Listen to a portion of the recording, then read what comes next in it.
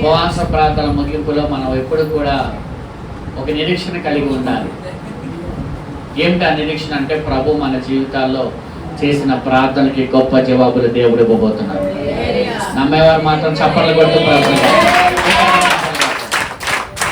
దేవుడు మీ కుటుంబాల్లో గొప్ప కార్యాలు, గొప్ప మేలు చూడబోతున్నారు, గొప్ప సాక్ష్యాలు చెప్పబోతున్నారు. నేను విశ్వసిస్తున్నాను, ఆత్మలో నేను చూడగలుగుతానని రాత్రి గొప్ప కార్యములు ప్రభు మీ కుటుంబాల పక్షంగా గొప్ప మేలులు దేవుడు చేయనుగాక. హల్లెలూయా.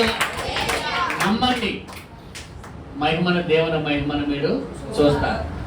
పరిశుద్ధ గ్రంథంలోంచి, దేవుని యొక్క వాక్యంలోంచి ఒక మాటను మనం నేర్చుకుందాం. ఈ రాత్రి చాలా చిన్న వర్తమానం చెప్తాను, ఎందుకంటే తర్వాత చాలా కార్యక్రమాలు మనకు ఉన్నాయి, భోజన కార్యక్రమం.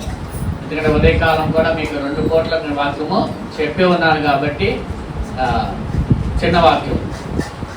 హెబ్రీ పత్రిక 6వ అధ్యాయం 2వ వచనాన్ని మనం చదువుకున్నాం. వాక్యము: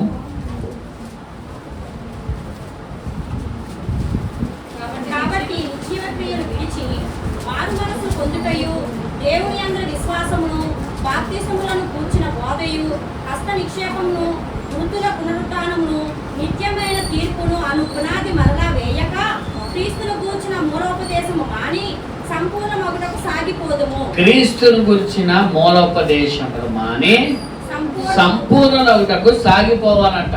దేవునికి స్తోత్రం చెప్పండి. ఇక్కడ మనము చాలా మాటలు నేర్చుకోవాలి.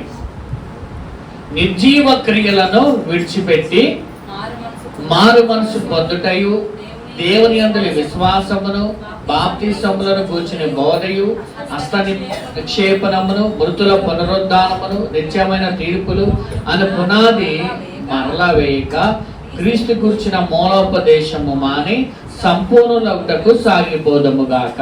దేవునికి స్తోత్రం.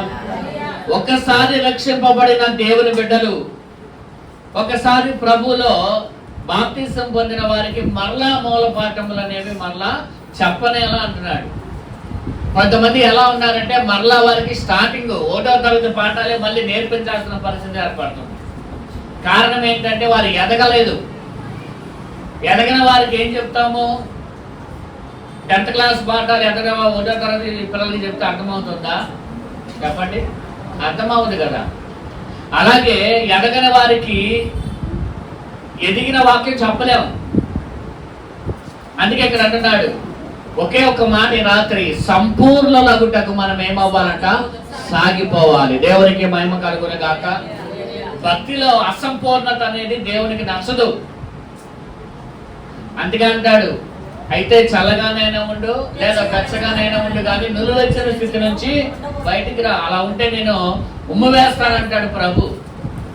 దేవుని బిడ్డలారా, అయితే లోకంలో అయినా ఉండండి లేదా ప్రభువులో పరిపూర్ణంగానైనా ఉండాలి. ఏదైనా చేస్తే అసంపూర్ణ పనులు చేయకూడదు. కొంతమంది ఏం చేస్తారు తెలుసా? ఏదైనా పెడితే ఏరు పెడతారు, దాని మధ్యలో వదిలేస్తారు. కానీ ఏదైనా సరే మొదలు పెట్టే దాన్ని పరిపూర్ణం చేసే వ్యక్తులుగా మనం ఉండాలి. ఏదైనా సరే, ఏదైనా ఒక పరిపూర్ణత అనేది కావాలి. అందుకే ఈరోజు వాక్యము సంపూర్ణంగా సాగిపోవాలంట.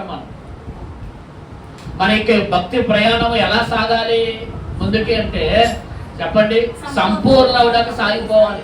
క్రీస్తు స్వరూపంలోకి మనం ఎదగాలి. అదే ఒక పరిపూర్ణమైన భక్తి.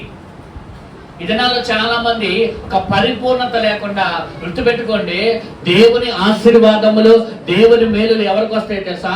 ఒక పరిపూర్ణత చెందిన దేవుని బిడ్డలకు మాత్రమే వస్తాయి. ఒక భక్తిలో ఎదిగిన వారికే వస్తాయి. మనం చదివే యెషయా గ్రంథంలో 37వ అధ్యాయంలో ఒక మాట ఉంది కదా, వేరు మీదకు తన్ని అది లోతుకు తన్ని అది మీదకి ఎదిగి ఫలిస్తుంది. దేవునికి స్తోత్రం. వేరు లోపలికి చొచ్చుకుపోతే ఆ చెట్టు ఫలం అనేది ఉండదు. అంటే ఎదుగుదల లేకుండా ఫలం అనేది లేదు కదా. అంటే మనలో ఏముండాలంటే, భక్తి యొక్క ఎదుగుదల ఉండాలి, పరిపూర్ణతలోకి రావాలి. అప్పుడే ప్రభు మన పక్షంగా కార్యాలు చేస్తాడు. గుర్తుపెట్టుకోండి. మరి చాలా మంది ప్రార్థనలు చేస్తూ ఉంటారు, కానీ దేవుడు కొన్ని కార్యాలు చేయట్లా. కొంతమంది ప్రార్థన జవాబులు త్వరగా రావట్లా. కారణం ఏంటి? దేవుడు ఎందుకు చేయట్లేదంటే, దేవుడికి మొదటగా మన నుంచి కోరుకునేది ఒకటే, మనము ఎదిగిన వారిగా ఒక పరిపూర్ణత భక్తులకు మనం వచ్చినప్పుడు దేవుడు తన కార్యములు చేస్తాడు. గట్టిగా దేవుడికి స్తోత్రం చెప్పండి. కొన్ని శ్రమలు మన జీవితంలోకి ఎందుకు అనుమతించబడుతున్నాయి? కొన్ని ఇబ్బందులు మన జీవితంలోకి ఎందుకు వస్తున్నాయి? ఇబ్బందుల కొలుములో దేవుడు ఎందుకు కాలుస్తున్నాడు మనల్ని అంటే, నువ్వు ఒక రూపం వచ్చే వరకు, నువ్వు ఒక పరిపూర్ణమైన ఆకారం వచ్చే వరకు, అంతవరకు దేవుడు మనల్ని కొడతానే ఉంటాడు. అంతవరకు దేవుడు మన ఇబ్బంది కలుగులు కాలుస్తానే ఉంటాడు. ఒక రాయి శిల్పంగా మారాలంటే అది ఒక అందమైన రూపం వచ్చే వరకు కూడా దానికి ఉలి దెబ్బలు తప్పవు. దేవునికి స్తోత్రం చెప్పండి. ఒక బంగారము అది మేలు బంగారంగా మారాలంటే దానికి ఏం కావాలంటే చెప్పండి, అది పుటమ వేయబడాలి అగ్నిలో. అప్పుడే ఒక శ్రేష్టమైన ఒక పరిపూర్ణమైన బంగారంగా బయటకు వస్తుంది. హల్లెలూయా.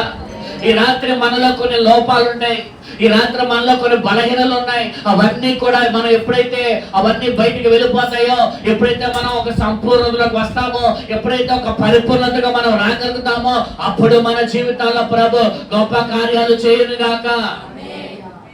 ఒక శ్రేష్టమైన ఆకారం వచ్చిన తర్వాత దాని విలువ మారిపోతుంది. ఒక మేలమైన బంగారంగా అది నగ తయారైన తర్వాత దాని ఉండే ప్రదేశము మారిపోతుంది. అది షోరూములో ఆ అన్ని లైట్ల మధ్యలో అది దగ్గదగ మెరుస్తూ అది దానికి ఒక ప్రత్యేకమైన స్థలాన్ని దాన్ని నిర్ణయించబడుతుంది.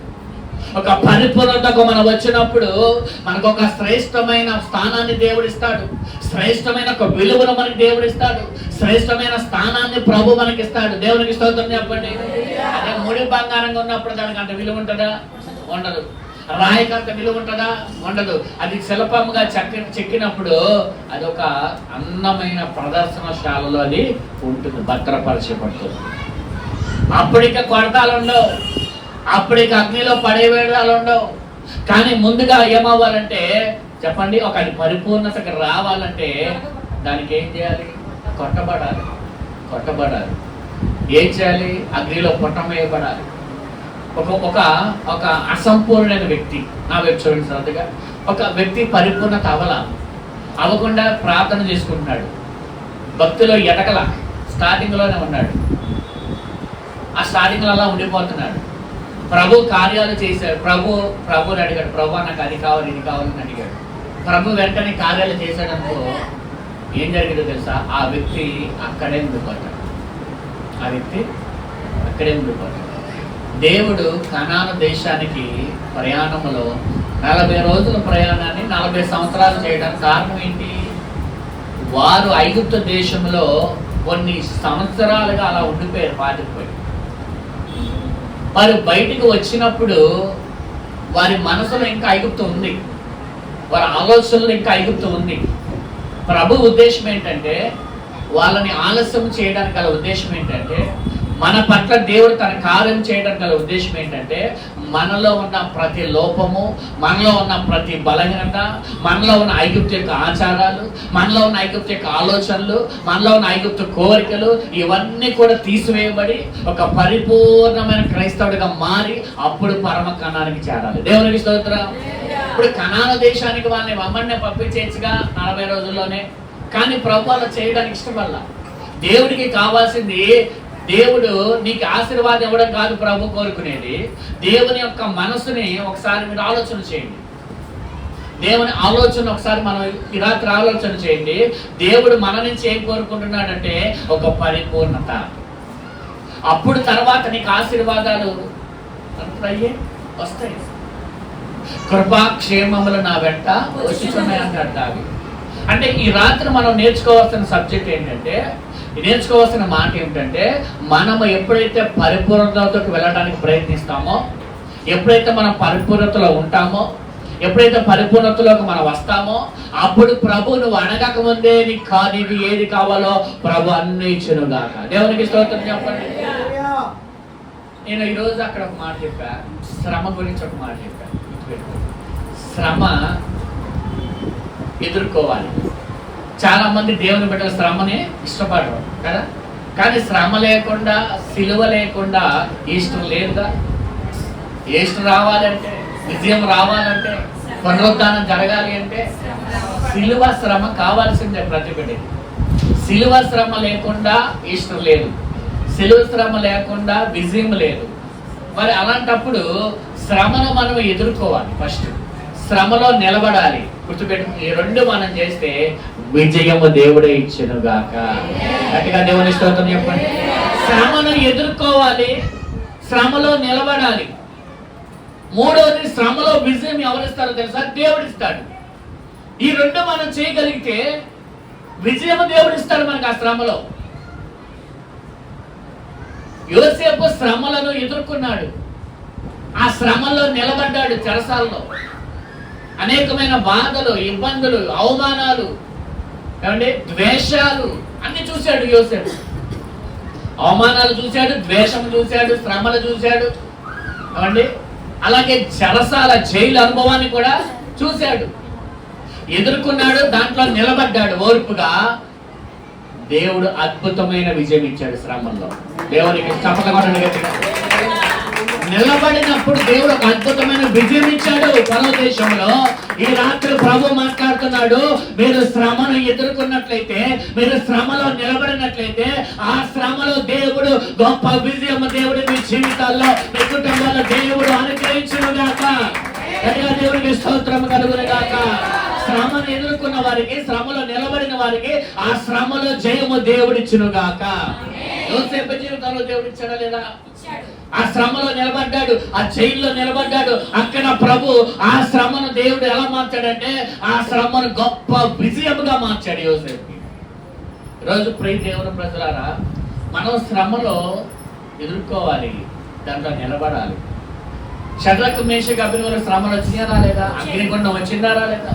కానీ చూడండి, శ్రమను వారు ఎదుర్కోవడానికి ఇష్టపడ్డారు.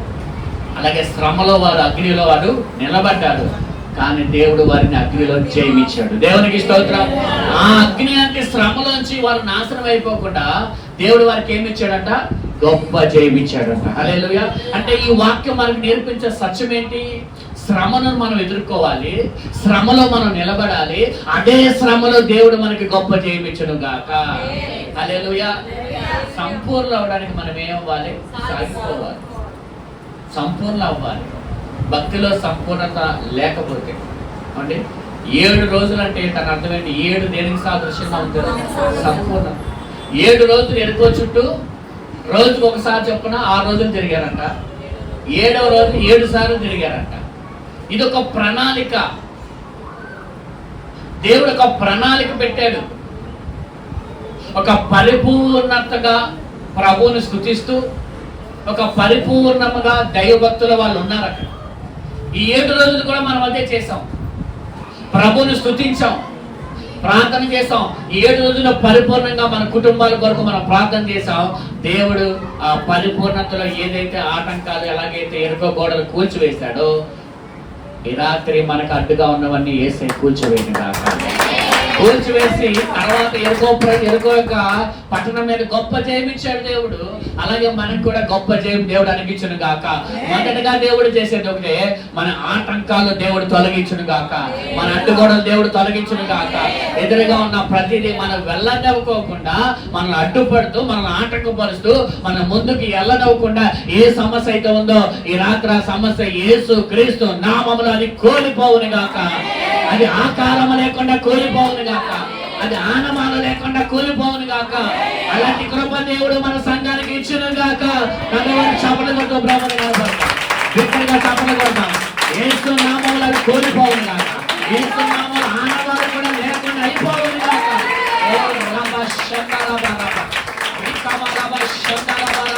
ఈ గట్టుగా ఉన్న ప్రతి గోడ యేసయ్య కూర్చోవేయను గాక. ఈ గట్టుగా ఉన్న ప్రతిదీ యేసయ్య ఆనమాలు లేకుండా చేయును గాక. గొప్ప దేవుడానికి స్తోత్రము నాయన, స్తోత్రం. ప్రతిదీ కూలిపోవును గాక. సంపూర్ణతలకు మనం ఏమవ్వాలి? సాగిపోవాలి. దేంట్లో సంపూర్ణత కలిగి ఉండాలి మనం? భక్తి అనే భాగంలో ఏ విషయాల్లో మనం సంపూర్ణంగా ఉండాలి? పని మాటలు మనం నేర్చుకున్నాం. మొదటిగా చూడండి వాక్యములో కొరింథీ పత్రిక 2 కొరింథీ పత్రిక 7వ చదవండి. మనకి ఈ వాగ్దానములు ఉన్నవి గనుక ఆ. దేవుని భయముతో పరిశుద్ధతను సంపూర్తి చేసుకొనుచు శరీరమునకును ఆత్మకును కలిగిన సమస్త కల్మషము నుండి మనం పవిత్రులుగా చేసుకొందుము. దేవునికి స్తోత్రం కలుగునుగాక. ఏమంటున్నాడు అక్కడ కొరింథీయులకు పౌలు భక్తుడు కొరింథీయులతో ఏమంటున్నాడండి? ప్రియులారా, మనకు ఈ వాగ్దానములు ఉన్నవి గనుక ఆ. దేవుని భయముతో ఆ. పరిశుద్ధతను సంపూర్తి చేసుకొనుచు. ఇప్పుడు దేవుని సంపూర్ణత ఎలా చేసుకోవాలంట? మా చెప్పండి. దేవుని భయముతో, దేవుని యొక్క భయముతో పరిశుద్ధత సంపూర్ణ చేసుకోవాలి. తర్వాత శరీరమునకును ఆ. ఆత్మకును కలిగిన సమస్త కల్మషము నుండి మనల్ని పవిత్రులుగా చేసుకొందుము. దేవునికి స్తోత్రం కలుగును గాక. కాబట్టి మనము పరిశుద్ధతను మనం సంపూర్ణ చేసుకునే విధములో ఎలాగ చేసుకోవాలంటది? దేవుని భయంతో. చెప్పండి, ఎలా చేసుకోవాలి? దేవుని భయంతో పరిశుద్ధతను సంపూర్ణత చేసుకోవాలి. శరీరమునకు ఆత్మనకు కలిగిన సమస్త కల్మషం నుండి మనలను మనం ఏం చేసుకోవాలి? పవిత్రపరచుకోవాలి. శరీరానికి ఆత్మకి కూడా ఏమవుతుంది? కల్మషం, మురికి, పాపము, దోషం లాంటిది. హృదయం ద్వారా మనం పాపం చేస్తాం, అలాగే శరీరం ద్వారా కూడా మనం పాపం చేస్తాం కదా. హృదయంలో మనం ఎవరి గురించి అయినా చెడుగా అనుకున్నా, చెడుగా ఆలోచన చేసినా, పాపముగా ఆలోచన చేసినా, అది లోపల మనకి ఏమవుతుందంటే కల్మషం అంటుతుంది. అలాగే శరీరానికి బయట కూడా ఏమవుతుంది? శరీరం ద్వారా మనం చేసే ప్రతి పనికి బట్టి మనకేమంటుంది? కల్మషం అంటుతుంది. కాబట్టి శరీరానికి ఆత్మకి అంటిన కల్మషాన్ని మనం ఏం చేసుకోవాలి? చెప్పండి. ఒకటి, సంపూర్ణమైన పరిశుద్ధత. పరిపూర్ణమైన పరిశుద్ధత ఎప్పుడు వస్తుందో తెలుసా? దేవుని యందు భయం కలిగి ఉన్న వారికి మాత్రమే వస్తుంది. దేవుని యందు భయము పవిత్రతకు ఏమవుతుందంట? కారణమవుతుంది. పరిశుద్ధత సంపూర్ణత కావాలంటే భయం ఉండాలి. అప్పుడు ఏమవుతుందంటే మనకు ఒక భయం అనేది ఉంటే మనలో ఉన్న లోపాలన్నిటిని మనం ఏం చేసుకుంటాం? చెప్పండి, పవిత్రపరిచేసుకుంటాం. ఆత్మకి శరీరానికైనా కల్మషాలను ఏం చేసుకుంటాం? చెప్పండి, అవి పవిత్రపరచుకొని పరిశుద్ధపరచుకుంటాం. లోపల రండి. ఎప్పుడైతే అలా జరుగుతుందో మనం ఏమైపోతాం అప్పుడంటే సంపూర్ణమైన పరిశుద్ధతలోకి వెళ్ళడానికి కారణం అవుతుంది. దేవునికి స్తోత్రం చెప్పండి. చూడండి, యోసేపు గురించి మనం నేర్చుకున్నాం. చూడండి, ప్రకటన 22:11 కూడా ఒక మాట ఉంది. పరిశుద్ధుడు ఏమవ్వాలంటే ఇంకా ఏమవ్వాలి? పరిశుద్ధుడు ఇంకా పరిశుద్ధుడిగా ఉండనేమో. ఏమవ్వాలి? ఉండనివ్వాలి. పరిశుద్ధతలో సంపూర్ణ వరకు అతడు పరిశుద్ధతను పొందుతూ సాగిపోవాలంట. దేవుని స్తోత్రం చెప్పండి. పరిశుద్ధత కలిగిన వాడు అనేది ఎక్కడ మొదలవుతుంది? మొదటిగా పరిశుద్ధత అనేది మొదటిగా కల్వరి శిలువ యందు యేసుక్రీస్తు యొక్క రక్తములోంచి మొదలవుతుంది. ఎక్కడి నుంచి మొదలవుతుంది పరిశుద్ధత? యేసు రక్తం ఏం చేస్తుంటే ప్రతి పాపని ఏం చేస్తుందంట? పవిత్రగా చేసి పరిశుద్ధతలోకి నడిపిస్తుంది. దేవునికి స్తోత్రం చెప్పండి. మొదటిగా పరిశుద్ధత అనేది, తర్వాత పరిశుద్ధపరిచే ఆసక్తికరమైన ప్రార్థన. ఇప్పుడు ఒక వ్యక్తి పరిశుద్ధతలోకి రావాలంటే మొదట ఎక్కడ అవుతుందంటే యేసు రక్తము వలన, కల్వరిలో క్రీస్తు కాచిన పరిశుద్ధమైన రక్తము వలన ఒక మనిషి పరిశుద్ధతలోకి రాగలుగుతాడు. రెండవదిగా పరిశుద్ధత ఎలా వస్తుందంటే ఆసక్తికరమైన ప్రార్థన జీవితం వలన మనము పరిశుద్ధపరచబడతాం. మూడో మాట, మనం ఎలా పరిశుద్ధపరచబడతాం అంటే దేవుని యొక్క, చెప్పండి, మూడవదిగా పరిశుద్ధాత్మ మనలను పరిశుద్ధతలోకి నడిపిస్తారు. మూడవదిగా ఎవరు? పరిశుద్ధాత్మ మనల్ని పరిశుద్ధతలోకి నడిపిస్తాడు. నాలుగవదిగా దేవుని వాక్యము మనల్ని పరిశుద్ధతలోకి నడిపిస్తుంది. దేవునికి స్తోత్రం చెప్పండి. పరిశుద్ధాత్మ దేవుడు మనల్ని తాకినప్పుడు ఒక అనుభవం అనేది మనకు కలుగాలి ఖచ్చితంగా. చూడండి, మారు మనసు ఎవరికైతే వచ్చిందో దానికి గుర్తేంటో తెలుసా? వారు ఏడుస్తారు చిన్నపిల్లల మాదిరిగా. ఆత్మ వారిని తాకినప్పుడు వారు చేసిన పాపములన్నీ వారికి కళ్ళ ముందు ఎలా కనబడి తెలుసా? రీల్గా కనపడాలి. ఎందుకలా బాంబులు కాస్తున్నారు?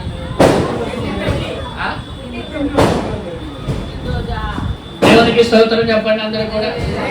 మొదటిగా పరిశుద్ధతలో మనం పరిపూర్ణంగా మనం ఎదగాలి. చెప్పండి, పరిశుద్ధతలో మనము పరిపూర్ణంగా మనం ఎదగాలి. రెండవదిగా చూడండి, రెండవ మాట మనం చూద్దాం. 1 యోహాను 4:18. 1 యోహాను 4:18.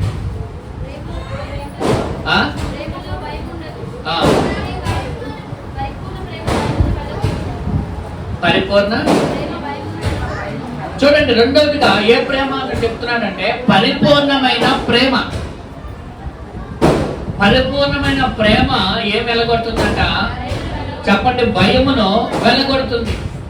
చూడండి, లోకములో పలు రకాలైన ప్రేమలు ఉన్నాయి. ఉన్నాయా? చాలా రకాలైన ప్రేమలు ఉన్నాయి. తల్లిదండ్రుల మధ్య ప్రేమ ఉంది, అన్నదమ్ముల మధ్య ప్రేమ ఉంది, అక్క చెల్లెల మధ్య ప్రేమ ఉంది. ఇలాగా చాలా ప్రేమలు ఉన్నాయి.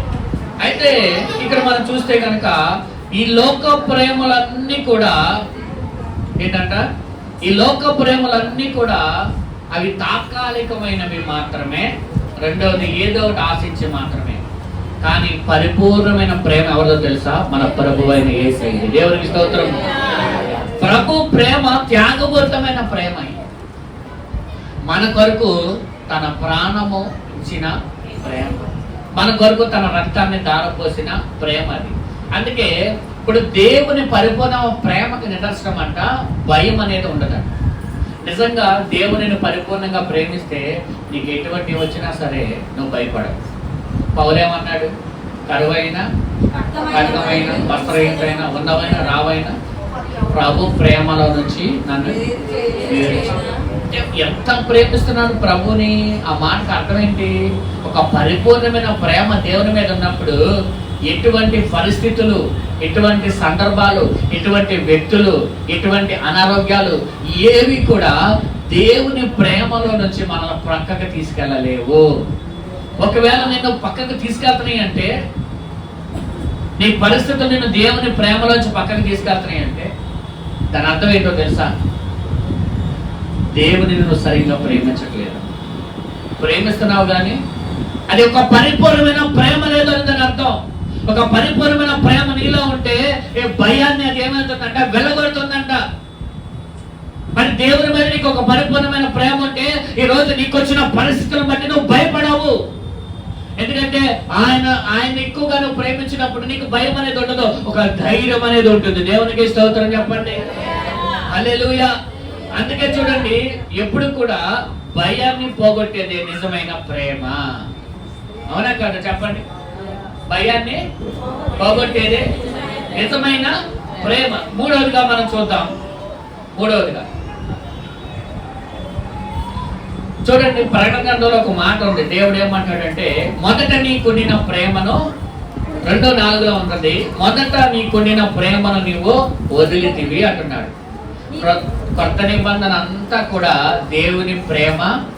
రెండవది నీ పొరుగువారిని ప్రేమించు. ఈ ప్రేమ అనే మాట మీదే కొత్త నిబంధన అంతా కూడా నిలిచి ఉంది.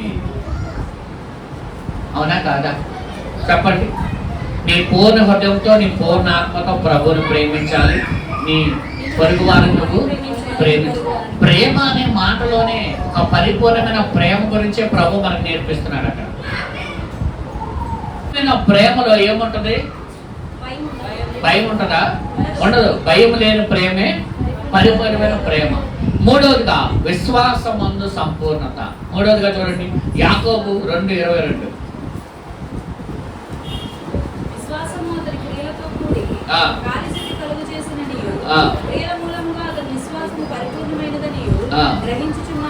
చూడండి, నా వైపు చూడండి. ఒక విశ్వాసము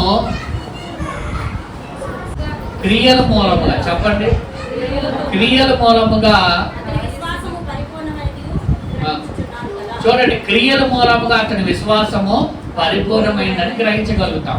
అంటే ఒక పరిపూర్ణమైన విశ్వాసం అంటే ఏంటి? మన విశ్వాసం సంపూర్ణంగా ఉంది దేవుని మీద అంటే దానికి అర్థం ఏంటో తెలుసా? అది క్రియల ద్వారాగా మనం చూపించగలిగినప్పుడే ఒక పరిపూర్ణమైన విశ్వాసం మనలో ఉంది అని మనం నమ్మాలి. చూడండి, విశ్వాసం ఉందంటారు, చివరి దినాలంట విశ్వాసంలో విశ్వాసము కనుగొందన అంటున్నాడు ప్రభు. అంటే ఏమున్నట్లా చూడండి, ఏమున్నట్లా విశ్వాసం ఏమైపోతుంది? ఒక వాక్యాన్ని మీకు చూపించాలని ఎబ్రీ పత్రిక చేరిన అందరూ కూడా ఎబ్రీ పత్రిక 3:12 చదవండి. సహోదరులారా, జీవము కలిగిన దేవుని విడిచిపోవనంటే విశ్వాసము లేని దుష్ట హృదయము మీలో ఒకవేళ ఉందేమో అని జాగ్రత్తగా చూసుకోండి అంటున్నాడు. చూడండి, జీవము గల దేవుని విడిచిపోవనంటే విశ్వాసము లేని దుష్ట హృదయము. విశ్వాసము లేని దుష్ట హృదయము. ఇక్కడ పరిపూర్ణమైన విశ్వాసం అనే మాట నేర్చుకుంటున్నాం కాబట్టి ఈ మాట కూడా మనం నేర్చుకోవాలి. ఇప్పుడు విశ్వాసం లేని దుష్ట హృదయం అంటే ఏంటి? అందరూ నా వైపు చూడండి శ్రద్ధగా. విశ్వాసము లేని దుష్ట హృదయము అంటే ఏంటి? దాని విషయంలో ఎలా ఉండాలంటే జాగ్రత్తగా ఉండాలన్నాడు. ఇప్పుడు దానికి మొదటగా మాట చెప్పాడు, జవాబు కూడా అక్కడే చెప్పాడు, దేవునిని విడిచిపోవనంటే. దేవునిని విడిచిపోతే అది ఎలాంటిదంట? విశ్వాసం లేని దుష్ట హృదయం అయిపోద్ది మన హృదయం. మన హృదయములో విశ్వాసము అది దుష్ట హృదయముగా మన హృదయం మారకూడదంటే, మనలో విశ్వాసము లేదు అనడానికి ఉదాహరణ ఏంటో చెప్పనా? దేవునికి మనం నిదానంగా దూరం అయిపోతున్నాం అంటే మనలో ఏం లేదంట, విశ్వాసం లేదు. విశ్వాసం లేనప్పుడు ఏమవుతామంటే నువ్వు దేవునికి దూరం అయిపోతా ఉంటావు. దేవునికి ఎప్పుడైతే నువ్వు దూరం అయిపోతున్నావో నీలో విశ్వాసం ఏమైపోతుంది? తగ్గిపోతుంది. అప్పుడు నీ హృదయంలో ఎలా మారిపోతుందంట చెప్పండి?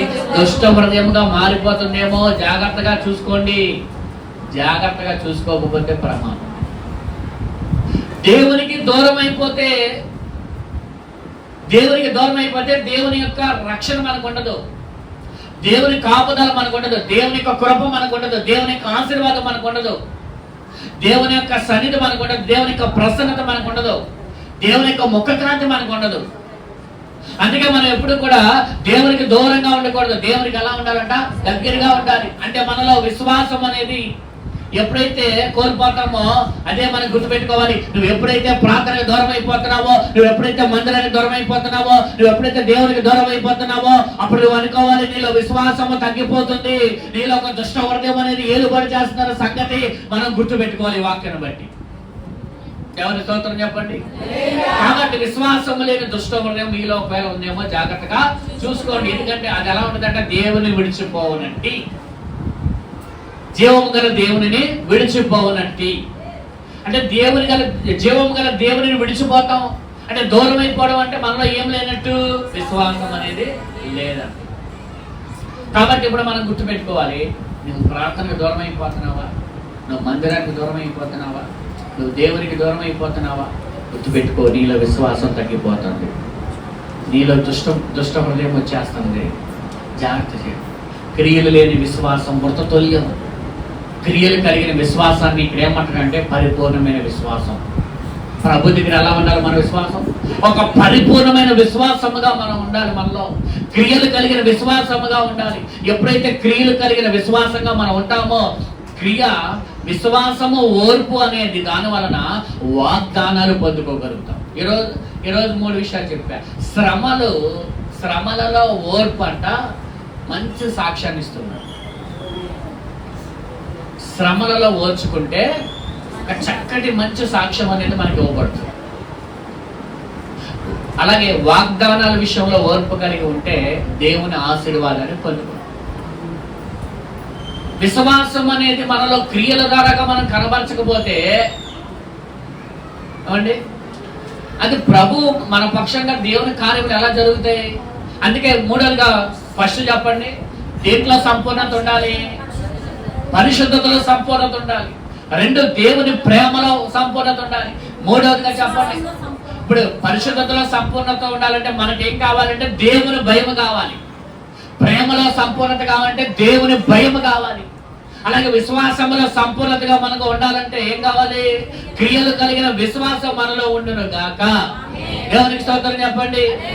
ప్రేమలో విశ్వాసము, ప్రేమలో సంపూర్ణత, విశ్వాసములో సంపూర్ణత. చెప్పండి ఇంకోటి, మన విశ్వాసం మనం వృద్ధి చేసుకోవాలంటే ఒకటి, వాక్యంలో ఏమని ఉందంటే బైబిల్ ఎక్కువగా చదివి ధ్యానించాలి. ఏం చేయాలి? విశ్వాసాన్ని వృద్ధి చేసుకోవాలంటే మొదటిగా బైబిల్ ఎక్కువ చదివి ధ్యానం చేయాలి. రెండవదిగా దేవుని ఆత్మ చేత మనం నింపబడాలి. రెండోది దేవుని ఆత్మ. మూడవదిగా మనం చూస్తే కనుక తరచూ సమాజంగా కూడుకోవాలి. తరచూ ఏం చేసుకోవాలి? సమాజంగా కూడుకోవాలి. నాలుగవదిగా అనేకులు బలమైన సాక్ష్యములు మనం వినాలి. అప్పుడు ఏమవుతుందో తెలుసా? మన విశ్వాసం అనేది బలపరచబడుతుంది. దేవునికి స్తోత్రం కలుగును కాక. తర్వాతగా ఓర్పులో సంపూర్ణత. చెప్పండి, ఓర్చుకునే విషయంలో ఒక సంపూర్ణత కావాలి. అలా లేకపోతే అబ్రహాం గురించి మనం నేర్చుకున్నాం. అబ్రహాంకి వాగ్దానం చేసిన తర్వాత 25 సంవత్సరాలుగా 25 ఈ మధ్యలో ఓర్పు పోయి ఏం చేసుకున్నారు వాళ్ళు? ఆగర్ను పెళ్లి చేసుకున్నారు. దానివల్ల చాలా నష్టపోయారు కదా, చాలా ఇబ్బంది. అంటే ఓర్పులో మనకేం కావాలంట? సంపూర్ణత ఉండాలి. వాక్యంలో మనం చూస్తే కనుక యాకోబు 1:4 చదవండి. యాకోబు 1:4. మీరు సంపూర్ణులను అనంతులను ఏ విషయంలోనైనా పొదుపు లేని వారినై ఉండినట్లు ఓర్పు తన క్రియను కొనసాగించును. ఓర్పు ఏం చేయాలంట? తన క్రియను కొనసాగించును. సంపూర్ణ అవ్వాలంటే ఓర్పు తన క్రియను ఏం చేయాలి? అంటే ఓర్పు అనే క్రియను మనం కొనసాగిస్తేనే చెప్పండి ఏమొస్తుంది మనకి? సంపూర్ణ స్థితి. దేవుని కార్యాలు మనము ఎవరి పత్రంగా విశ్వాసము చేతనే ఓర్పు చేతనే మనము దేవుని వాగ్దానాలు మనము స్వతంత్రించుకోగలుగుతాం. దేవునికి స్తోత్రం కలుగు. సీతాకోక చిలుక గురించి ఒక మాట, ఒక వర్తన రాసిన మాట ఏంటంటే, సీతాకోక చిలుక గొంగళపురిగా ఉన్నప్పుడు అది బయటికి రావడానికి చాలా ఇబ్బంది పడుతుందని ఒక చిన్న పిల్లవాడు చూసి అది ఇబ్బంది పడుతుందని ముందుగానే అది బయటికి రాకుండా తీశాడు. దానివల్ల ఏం జరిగింది? బరువు ఎక్కువైపోయి. అంటే ఓర్పు ముందు లేకుండా ముందుగానే మనం ఏదైనా ముందే మనం చేసేస్తే దానివల్ల ఏది మనం పొందుకోలేము. కాబట్టి మనకేం కావాలంటే ఓర్పులో సంపూర్ణత మనకి కావాలి. ఎన్ని విషయాలు నేర్చుకున్నాం? 5 సార్లు. సమయం అయిపోయింది. ఇంకా ఉన్నాయి 2 వద్దులే. మొదటిగా చెప్పండి. 2, 3, 4, 5. 4 దేవునికి స్తోత్రం చెప్పండి. 5వదిగా శ్రమలో సంపూర్ణత. చెప్పండి 5వదిగా. ఈ 5 మనం సంపూర్ణం అవ్వాలి. అప్పుడే దేవుడు మన జీవితాల్లో చెప్పండి గొప్ప కార్యాలు. పరిపూర్ణత లేకుండా దేవుని యొక్క ఆశీర్వాదాలు మనము పొందుకోలేము. ఒక పరిపూర్ణమైన భక్తులకు మనం వచ్చినప్పుడు నాయకు చూడండి, ఒక పరిపూర్ణమైన ఆశీర్వాదం దేవుని దగ్గర లభిస్తుంది. అవునా కాదా? అందుకే పరిపూర్ణతలకు మనం సాగుదాం. దేవుడి గొప్ప ఆశీర్వాదం మనకి ఇచ్చిన కాక ప్రార్థన చేసుకుందాం.